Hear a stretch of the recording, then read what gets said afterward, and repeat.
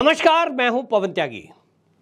हमारा देश विश्व की 5वीं सबसे मजबूत आर्थिक स्थिति पर पहुंचा, लेकिन दुनिया के कुछ देशों को शायद यह हजम नहीं हो रहा। उनको लगता है कि जो भारत 200 साल अंग्रेजों का गुलाम रहा, वो ऐसा कैसे हो सकता है कि आजादी के 75 साल होते ही ये फिर से उस स्थिति में आ जाए कि उन्हीं देशों को पीछे पछाड़ दे। और इसके लिए दुनिया की कई ऐसी ताकतें जो भारत को कमजोर करना चाहती हैं एक्टिव हुई, जिसमें जॉर्ज सोरोस नाम का एक व्यक्ति जो कि भारत की बर्बादी का सपना देख रहा है, वो सामने आया और उसने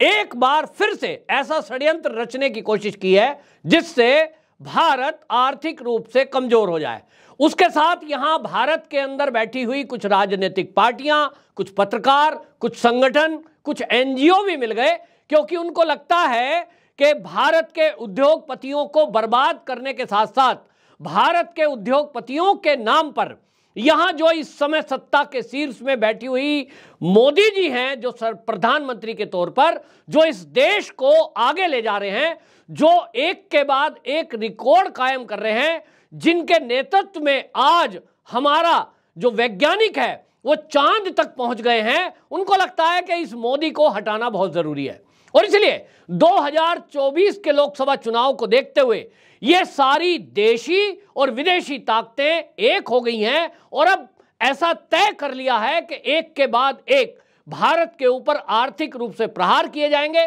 जिससे भारत की जो बड़ी बड़ी कंपनियां हैं, बड़े बड़े उद्योगपति हैं, वो बर्बाद हो जाएं, भारत के बैंक बर्बाद हो जाएं और इसके जरिए इसका ठीकरा मोदी के सर फोड़ दिया जाए, यानी इसके लिए मोदी को दोषी बताया जाए। और उसके लिए जहां एक तरफ बड़ी बड़ी एनजीओ चलाने वाले लोग जो भारत और भारत के बाहर बैठे हैं, उनको मोटी फंडिंग की गई और इस फंडिंग करने के कारण से यह कहा गया कि आप लोगों को बस एक काम करना है कि इस सब का ठीकरा मोदी के सर फोड़ना है, क्योंकि देश में प्रधानमंत्री के रूप में 2014 के बाद से जो नरेंद्र मोदी ये सत्ता पर बैठे हैं प्रधानमंत्री के तौर पर, ये देखने में आया है कि मोदी जी की नीतियों के चलते,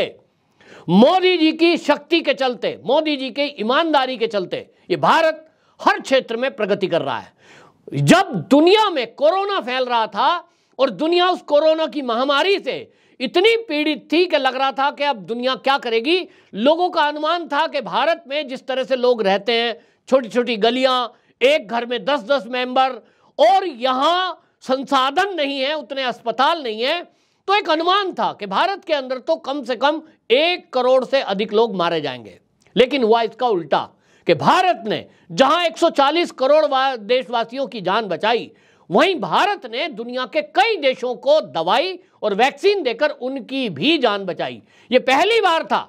कि भारत किसी और देश की मदद कर रहा है, ये पहली बार था कि भारत आत्मनिर्भर बन रहा है। और यही शायद उन अंग्रेजों को पसंद नहीं आ रहा जिन्होंने भारत पर 200 साल राज किया।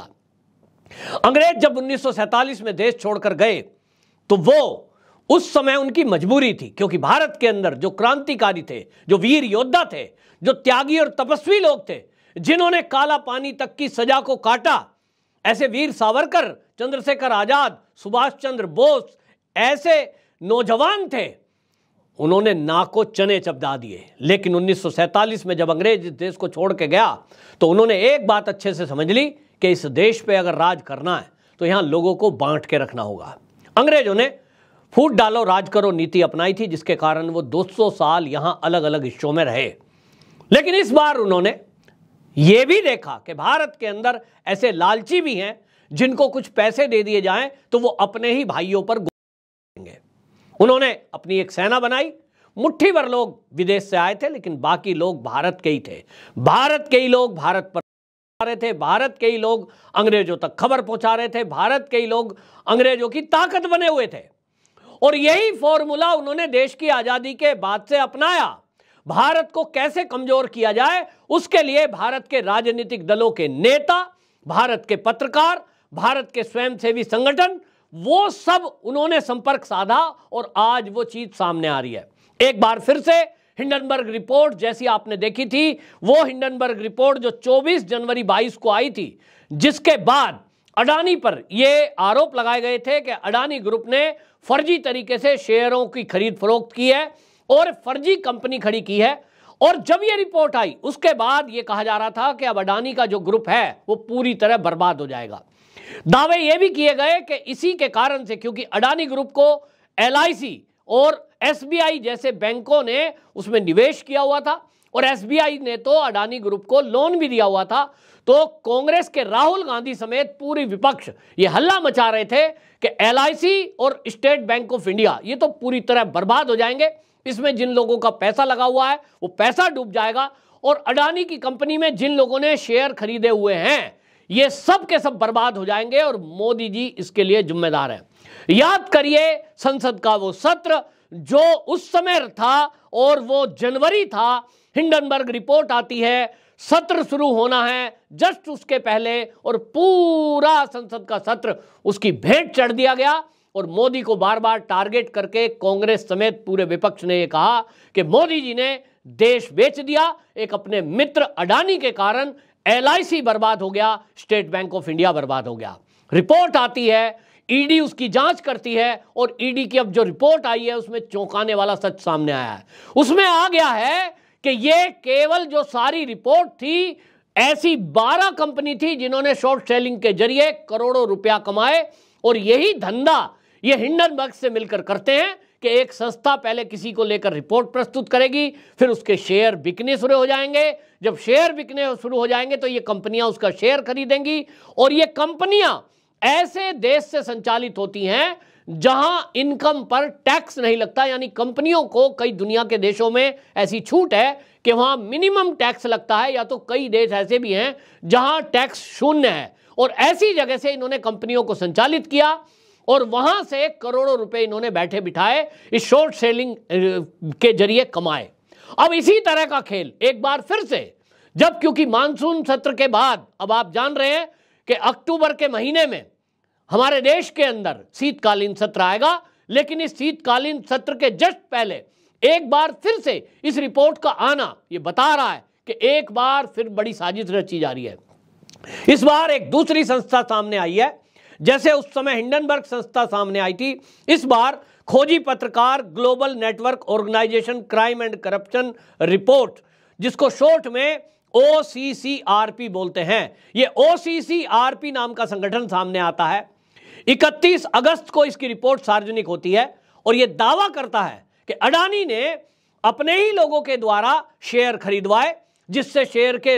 रेटों में बढ़ोतरी हुई और उसने दावा किया कि इसमें परिवहन, प्राकृतिक गैस वितरण, कोयला व्यापार और बिजली उत्पादन, सड़क निर्माण, डाटा सेंटर, रियल एस्टेट में पैसा लगाया। आपको बताएं ये आरोप लगाए गए और ये कहा गया कि ये जो है हमारी रिपोर्ट 24 ऐसी NGO के जरिए हमने इकट्ठी की है, जिसमें Europe, Africa, Asia, Latin America में हमारा काम है और वहां से हमने ये रिपोर्ट कलेक्ट की है।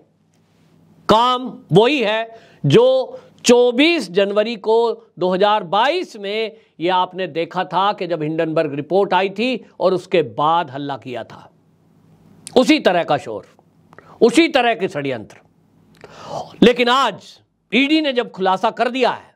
कि ऐसी 12 कंपनियां हैं जिन्होंने हिंडनबर्ग की इस रिपोर्ट के बाद मुनाफा कमाया। एक उदाहरण बताता हूं, एक कंपनी, इन 12 में से एक कंपनी जो ईडी ने पता लगाया है 2020 में बनती है, 2021 तक वो कोई काम नहीं करती, यानी एक साल उसने कोई काम नहीं किया, कोई व्यापार नहीं किया। सितंबर 2021 में वो शेयर खरीदना शुरू करती है। रिपोर्ट जैसा कि मैंने बताया जनवरी महीने में आई, सितंबर में 2021 में ये काम शुरू होता है। सितंबर 2021 से मार्च 2022 तक 6 महीने के अंदर 31,000 करोड़ रुपए का व्यापार करती है। सोचिए, जिस कंपनी ने एक साल कोई व्यापार नहीं किया, केवल 6 महीने में 31,000 करोड़ रुपए का व्यापार शेयर खरीदना और बेचने का करती है। इसने अडानी ग्रुप के वो शेयर खरीदे जो उस समय हिंडनबर्ग की रिपोर्ट के बाद रेट डाउन जा रहा था। 1100 करोड़, 1100 करोड़ का लाभ, प्रॉफिट इसने कमाया। और इसी तरह की 12 कंपनी है। ये जो ऐसी 12 कंपनियों का ईडी ने पता लगाया,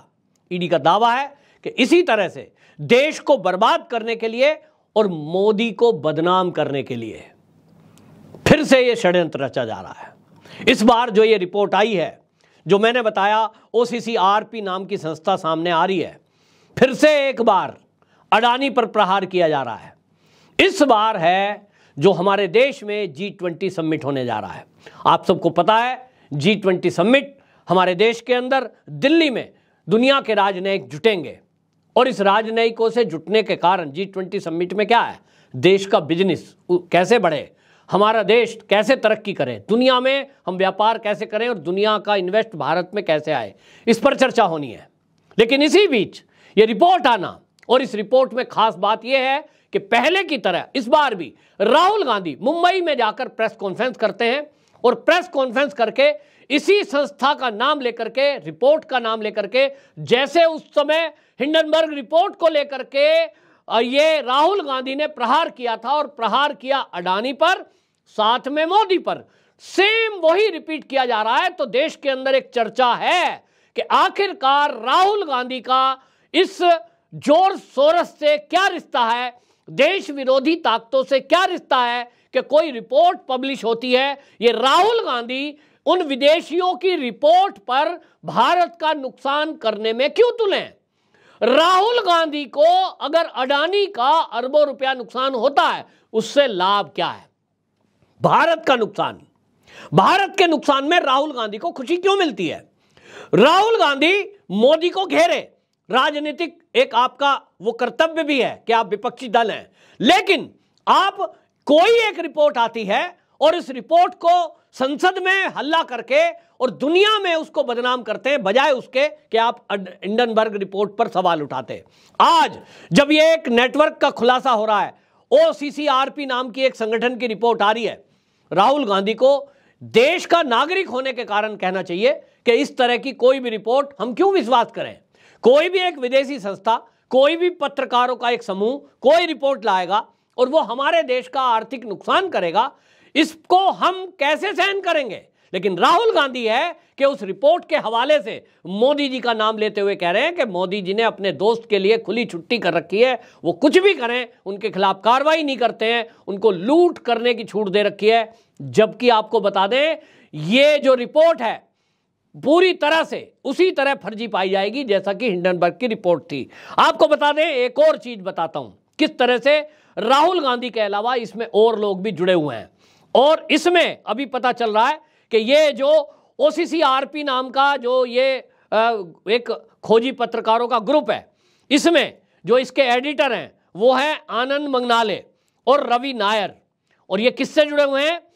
चीनी प्रचार का जो आउटलेट है न्यूज क्लिक, ये उससे जुड़े हुए हैं। और आपको याद होगा न्यूज क्लिक पर पिछले दिनों ईडी की कार्रवाई हुई थी, छापेमारी हुई थी और ये पता चला था कि उन्होंने किस तरह से अनियमितता की थी और देश विरोधी ताकतें के साथ मिलकर, यानी चीन के साथ मिलकर वो काम कर रहे थे। चीन के नक्शे में भी छेड़छाड़ की गई थी। और जब कार्रवाई न्यूज क्लिक पर हुई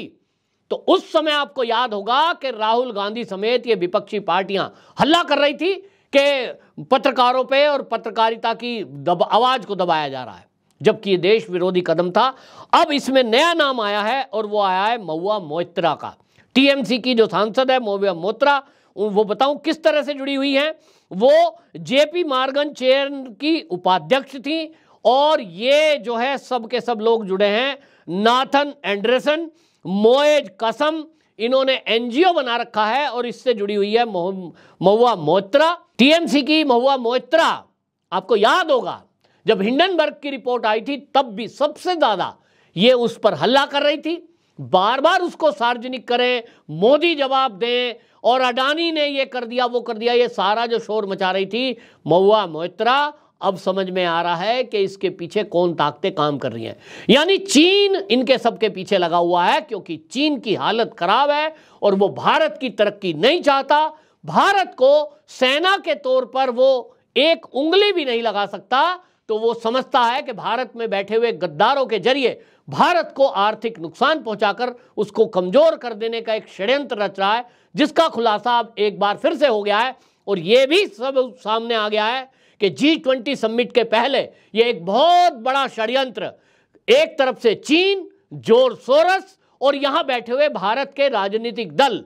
अब तो राहुल गांधी भी शक के दायरे में है, क्योंकि राहुल गांधी ने प्रेस कॉन्फ्रेंस की है। दूसरा, महुआ मोइत्रा इसके शक के दायरे में है, और ऐसी कई कंपनियां और पत्रकार अब शक के दायरे में हैं। और इसीलिए आपको बता दूं, अचानक से आपने घोषणा सुनी होगी कि मोदी सरकार एक विशेष सत्र बुलाने का घोषणा करता है, और अचानक शीतकालीन सत्र से जस्ट पहले सितंबर में 5 दिन का सत्र बुलाने की जो घोषणा हुई है, उसमें बड़ा खुलासा इस बात को लेकर होगा कि किस तरह की चाल, किस तरह के षड्यंत्र भारत के विरुद्ध चीन और चीन के साथ मिलकर के कुछ लोग कर रहे हैं, जिसमें भारत के राजनीतिक पार्टियों के नेता भी इन्वॉल्व हैं। अब उनकी गिरफ्तारी होना तय है, क्योंकि राष्ट्र के विरुद्ध कोई षड्यंत्र रचना ये राष्ट्रद्रोह है। और इसीलिए मोदी जी इस पर डिबेट करना चाहते हैं, ताकि पूरी दुनिया भी जाने, पूरा देश भी जाने कि मोदी जी कोई कदम उठाएंगे तो कल को कोई ये ना कहे कि बदले की भावना से ये काम किया गया है, क्योंकि इस देश की विपक्षी पार्टी हमेशा विक्टिम कार्ड खेलती है। और इसीलिए ये G20 समिट जब निपट जाएगा, उसके बाद इन देश विरोधी लोगों का, भ्रष्टाचारियों का, और ये जो देश के अंदर बैठे हुए देश के गद्दार हैं, इनका हिसाब किताब निश्चित रूप से किया जाएगा। आपकी क्या राय है? कमेंट बॉक्स में जरूर बताएं कि ऐसे लोगों के साथ क्या किया जाए। वंदे मातरम।